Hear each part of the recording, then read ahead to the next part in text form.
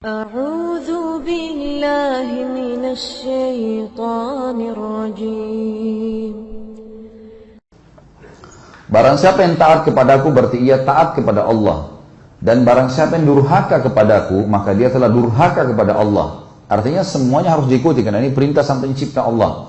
Dan barang siapa yang taat kepada pemimpin pilihanku, misal Nabi SAW lagi safar keluar kota, kemudian beliau menitipkan Madinah kepada salah seorang sahabatnya, atau beliau mengirim pasukan, ditunjuk salah satu jadi pemimpin perang, maka harus dipatuhi. Siapa yang patuh pada pemimpin yang aku tunjuk, dia telah patuh kepadaku. Siapa yang maksiat, durhaka pada pemimpin yang aku tunjuk, maka dia telah maksiat kepadaku. Saya kasih contoh. Seorang sahabat Nabi bernama Amr bin As radhiyallahu anhu. Tahu ya? Orang ini dulu musuh Islam. Setelah dia masuk Islam 3 bulan, Nabi SAW membentuk pasukan untuk menyerang salah satu suku Arab yang memang dasarnya mau menyerang Madinah. Suku ini suku besar. Amr bin As baru masuk Islam 3 bulan, oleh Nabi SAW dijadikan pemimpin perang. Itu menjadi pimpinan perang, komando perang. Dan di dalam pasukan itu ada Abu Bakar, ada Umar, ada Uthman, ada Ali, ada Talha, ada Zubair, ada sahabat-sahabat yang mulia nih. Tapi Nabi SAW tunjuk Amr bin As. Harus dia jadi pemimpin. Dan pimpinan perang teman-teman kalau sudah ditunjuk, nggak boleh dimaksiati. Dia bilang berhenti-berhenti, makan-makan, pulang-pulang, perang-perang. Harus dipatuhi.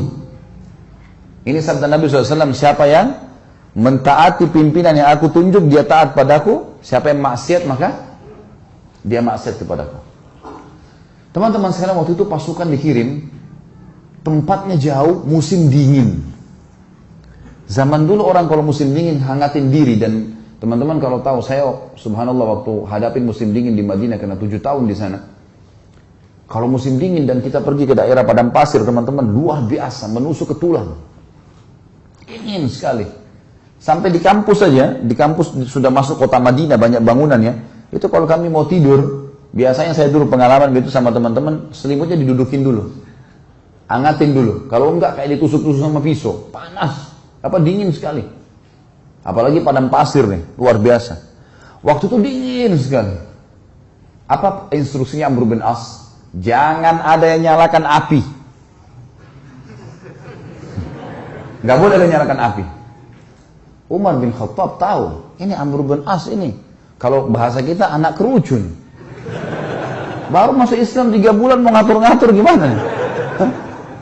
Dan dulu musuh Islam ini. Amr bin As ini perlu antum tahu ya radhiyallahu anhu, beliau yang diutus oleh Quraisy ke negeri Habasyah untuk menjemput Ja'far bin Abi Thalib dengan teman-temannya kembali ke Mekah baru untuk disiksa. Tapi dia masuk Islam di tangannya Najasyi. Kaget dia, kok Najasyi raja itu bisa masuk Islam? Akhirnya dia belajar, dia masuk Islam gara-gara itu. Kata Umar, hai Amr, dingin. Kau larang bakar api, gimana ceritanya nih? Kata dia, instruksi kok nggak boleh bakar api.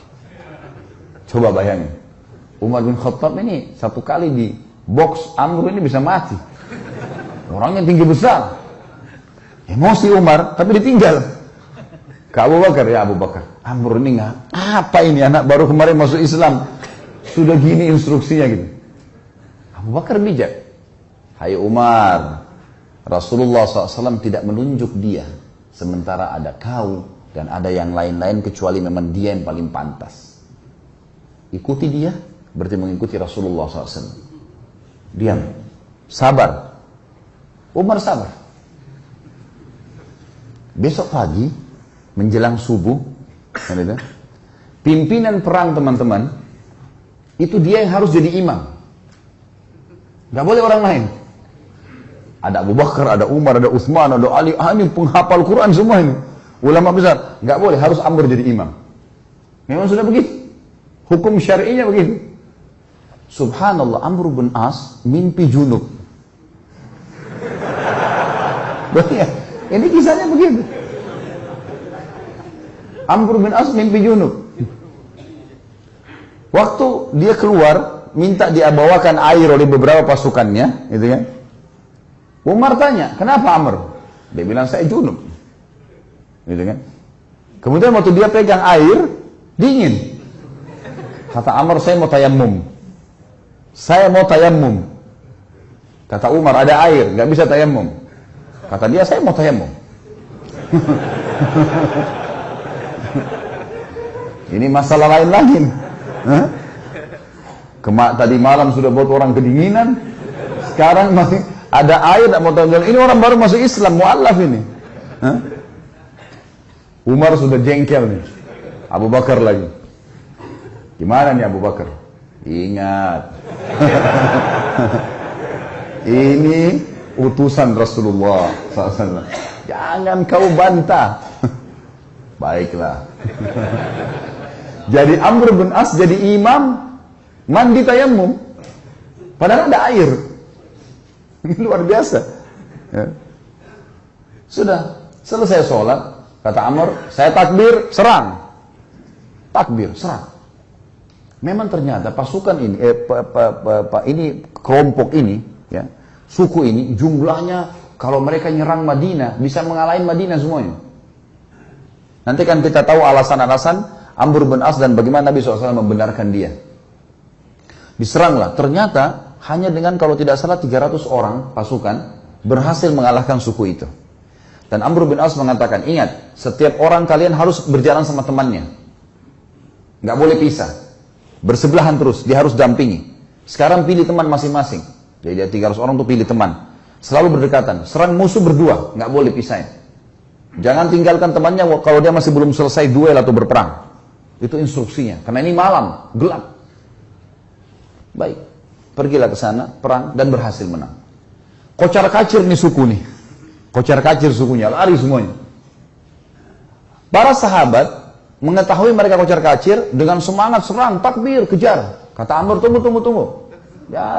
Jangan ada yang nyerang, San. Tunggu di sini. Umar balik lagi. Hai Amr, musuh udah kalah. Tinggal kita kejar, tebas nih. Tidak bisa, instruksi tunggu sini. Tidak boleh kejar musuh. Kumpulin ghanimah yang ada sekarang, pulang Madinah. Tentu sahabat-sahabat yang lain, yang didukung siapa kira-kira? Amr atau Umar? Umar. Karena mereka tahu siapa Umar gitu kan. Mereka juga tahu siapa Amr. Pikiran mereka ini Amr ini 3 bulan yang lalu perangin Islam.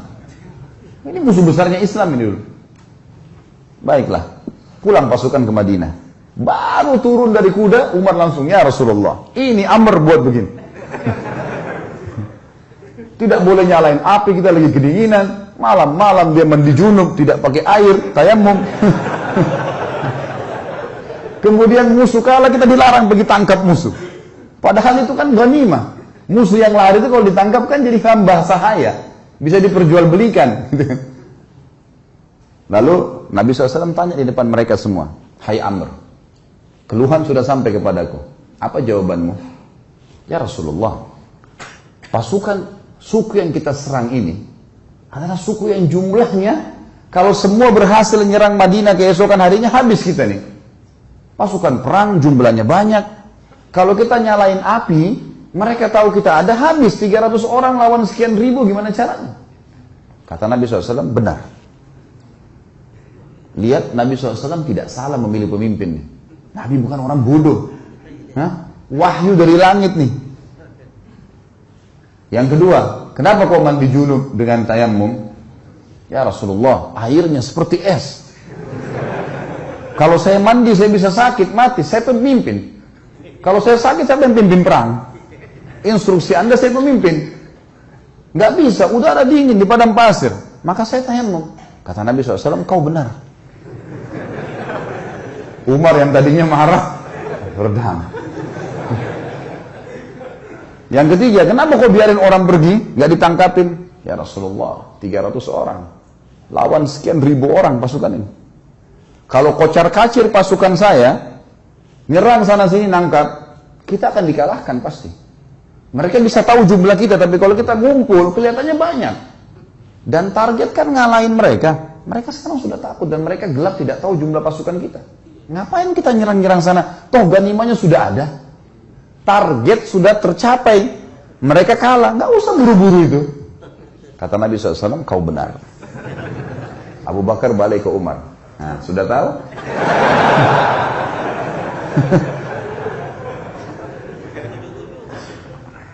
Jadi teman-teman sekalian, jangan sampai terlintas di benak antum kalau Nabi SAW ada yang beliau tidak tahu.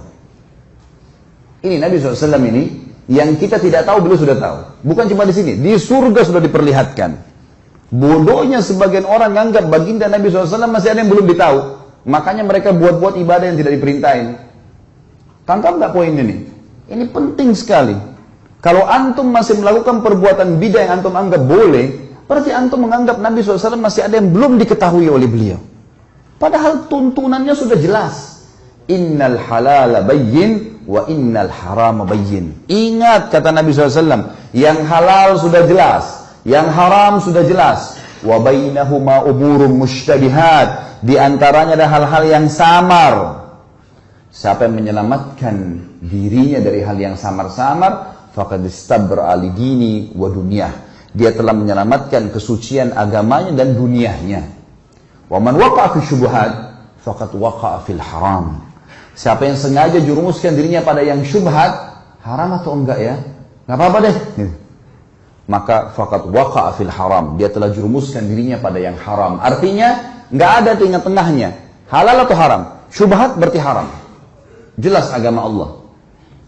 Orang yang jerumuskan dirinya pada yang syubhat berarti jerumuskan ada haram, seperti pengembala domba yang membawa domba-dombanya ke ladang yang luas, rumputnya lebih tinggi dari domba-dombanya, dan dia tidak tahu domba mana yang dicuri oleh serigala. Kita nggak tahu ini halal atau enggak, lalu kita jerumuskan diri untuk apa? Jadi agama sudah sempurna, nggak butuh tambahan-tambahan. Banyak hal yang membuat umat Islam sekarang berselisih teman-teman.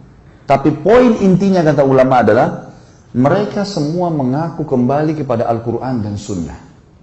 Semua. Orang liberal pun yang mengatakan Quran harus direvisi, boleh nikah lintas agama, semua orang agama masuk surga.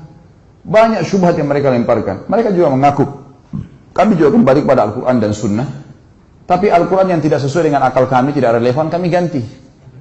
Tolak, harus direvisi. Hadis Nabi yang tidak masuk di akal, seperti lalat yang dicelupkan di air susu, kemudian bisa jatuh racunnya, bisa ngobatin, gak masuk di akal ini. Mereka tolak gitu kan. Semua mengaku berlandaskan Al-Quran dan Sunnah. Tetapi yang membuat mereka menyimpang adalah mereka tidak mengikuti pemahaman salaful ummah. Siapa itu? Sahabat. Mereka anggap ngikutin sahabat itu kuno. Di zaman Nabi SAW itu ya zaman Nabi, zaman sekarang beda, harus diubah. Dan itu yang dikembangkan oleh Kemal Atatürk di Turki. Sampai mengatakan ada istilah Islam Arab, Islam Turki, Islam Persia. Sekarang Indonesia kan baru kena penyakit itu, Islam Nusantara. Zaman dulu sudah ada ya.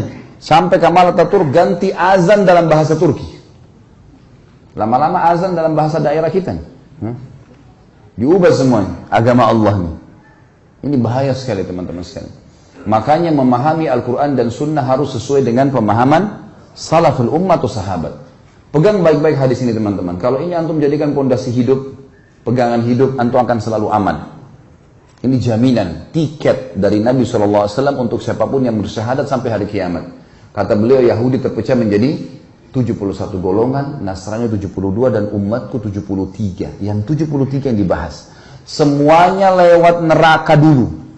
Nanti masuk surga, tapi lewat neraka dulu. Dibersihin dulu dosa-dosanya. Kecuali satu. Semua kita bertanya siapa satu. Sahabat juga bertanya, ya Rasulullah, siapa yang satu? Masuk surga langsung tanpa hisab deh. Kata Nabi SAW, makana ana alaihi wa ashabi. Yang mengikuti aku dan mengikuti sahabat-sahabatku. Inilah teman-teman yang dikumandangkan oleh teman-teman yang mendakwakan dakwah salafiyah dan dakwah sunnah di Indonesia. Yang selalu dikatakan aliran sesat, aliran keras, Wahabilah segala macam, padahal mengajak kepada perkataan para sahabat dalam memahami Al-Quran dan Sunnah.